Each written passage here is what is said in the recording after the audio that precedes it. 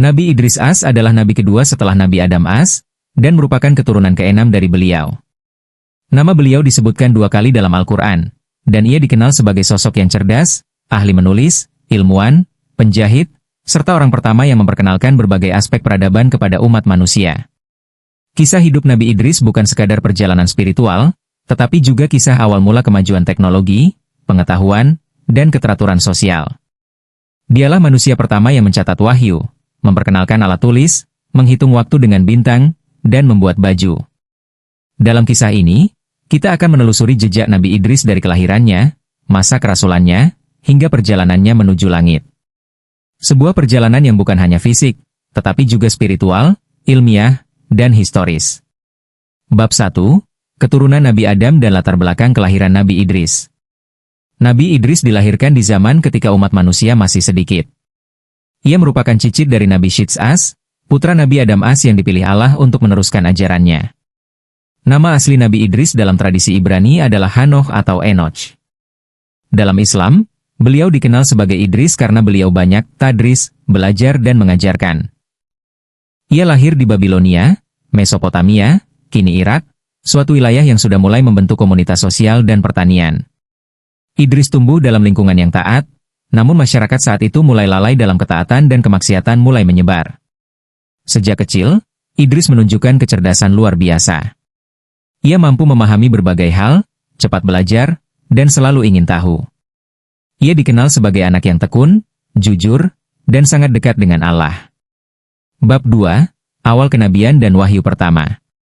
Pada usia 40 tahun, Allah mengangkat Idris sebagai nabi. Wahyu yang diterimanya adalah kelanjutan dari lembaran, syuhuf, yang diberikan kepada Nabi Adam dan Nabi Syits. Idris menerima 30 syuhuf yang berisi tuntunan hidup, hukum, dan peringatan. Sebagai nabi, Idris tidak hanya bertugas menyampaikan wahyu, tetapi juga membimbing umat ke jalan kebenaran dan memperbaiki perilaku mereka yang mulai menyimpang. Ia mulai menyeru kaumnya untuk menyembah Allah, meninggalkan kemaksiatan, dan hidup dalam kejujuran. Namun, tidak semua orang menerimanya. Banyak yang menentang dakwah Idris, karena sudah terbiasa dengan gaya hidup bebas. Tapi Idris tidak pernah menyerah. Dengan kesabaran, ia terus berdakwah, membina umat, dan membentuk komunitas beriman. Bab 3, Pelopor Ilmu Pengetahuan dan Teknologi. Salah satu keistimewaan Nabi Idris adalah kemampuannya menciptakan dan mengembangkan ilmu pengetahuan. Beliau adalah orang pertama yang menulis dengan pena, menciptakan sistem tulisan dan alfabet awal, menghitung waktu berdasarkan pergerakan bintang dan bulan, menentukan kalender dan sistem perhitungan waktu, mengajarkan astronomi dasar. Ia juga dikenal sebagai penjahit pertama dalam sejarah. Sebelumnya, manusia hanya menggunakan kulit hewan seadanya. Idris mengajarkan cara memintal benang, menenun kain, dan menjahit pakaian. Ini menjadi titik awal peradaban manusia mengenal industri tekstil. Beliau juga menciptakan alat-alat pertanian seperti cangkul dan bajak, serta memperkenalkan konsep kota teratur dengan sistem sosial yang baik.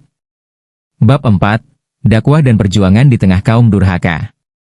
Walaupun membawa kemajuan, dakwah Nabi Idris tetap mendapat tantangan dari kaum yang durhaka.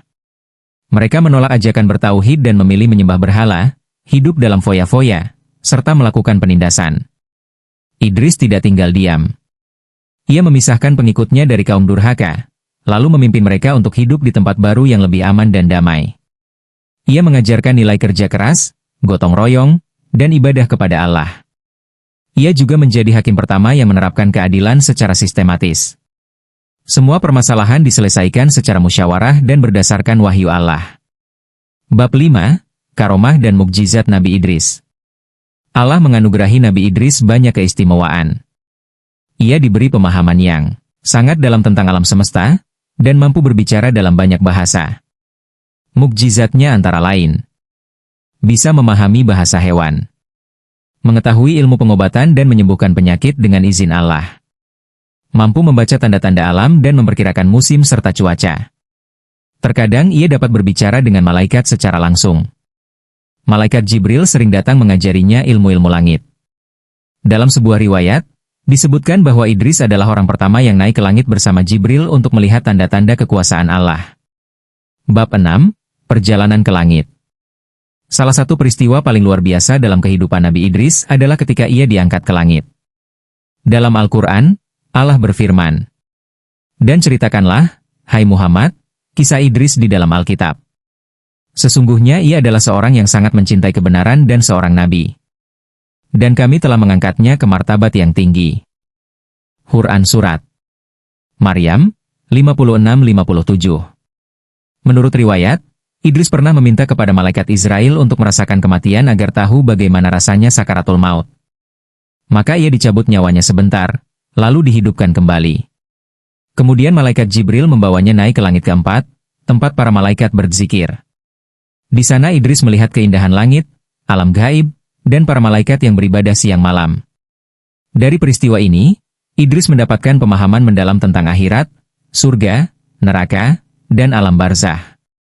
Ia pun kembali ke bumi dengan semangat yang lebih tinggi untuk mengajak umat kepada Allah.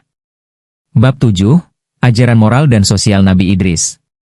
Nabi Idris mengajarkan banyak nilai moral dan sosial kepada umatnya. Beberapa di antaranya: keadilan sosial dan larangan menindas, kewajiban berzakat dan membantu yang lemah, pentingnya ilmu dan pendidikan, larangan berjudi, mencuri, berzina, dan mabuk-mabukan, penghormatan terhadap perempuan dan keluarga. Ia juga menekankan pentingnya disiplin, kerja keras, dan perencanaan dalam kehidupan. Beliau mengajarkan bahwa manusia harus menjaga keseimbangan antara dunia dan akhirat. Bab 8, Hari-hari terakhir Nabi Idris di dunia. Menjelang akhir hayatnya, Nabi Idris sudah berusia lebih dari 800 tahun. Ia tetap aktif mengajarkan ilmu dan dakwah. Namun, umatnya mulai menyimpang kembali setelah generasi pertamanya wafat. Melihat kondisi itu, Idris menyerahkan kepemimpinan kepada para muridnya yang terpercaya. Ia lalu mengasingkan diri untuk fokus beribadah dan mendekatkan diri kepada Allah. Dalam satu riwayat, disebutkan bahwa Idris tidak mengalami kematian secara biasa. Ia diangkat oleh Allah ke langit sebagai penghormatan atas ilmunya dan kesalehannya. Bab 9, Warisan Ilmu dan Peradaban. Warisan Nabi Idris tidak hanya spiritual, tapi juga peradaban. Banyak ilmu yang diturunkan kepada generasi setelahnya berasal dari Idris. Tulisan dan alfabet, ilmu perbintangan, astronomi, teknik pertanian dan pengairan, teknik menjahit dan membuat pakaian, pengorganisasian masyarakat. Ia dianggap sebagai nenek moyang dari semua ilmuwan dan filosof setelahnya. Dalam beberapa tradisi, Idris dianggap sebagai Hermes Trismegistus, tokoh bijak Mesir kuno. Bab 10, Pelajaran dari kehidupan Nabi Idris As. Kisah Nabi Idris menyimpan banyak pelajaran penting. Ilmu adalah anugerah yang harus dimanfaatkan untuk kebaikan. Peradaban harus dibangun di atas pondasi iman dan tauhid. Keadilan dan kerja keras adalah kunci kemakmuran umat. Ketekunan dalam dakwah sangat diperlukan di tengah masyarakat yang keras. Kesalehan dan ilmu akan mengangkat derajat manusia di sisi Allah. Penutup. Nabi Idris adalah nabi yang istimewa. Ia bukan hanya seorang utusan Allah, tapi juga pencetus peradaban, guru umat manusia, dan sosok yang menunjukkan bahwa ilmu dan iman bisa berjalan beriringan.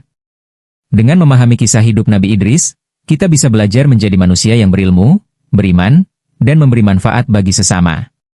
Karena pada akhirnya, manusia yang terbaik adalah yang paling bertakwa dan paling bermanfaat bagi umat.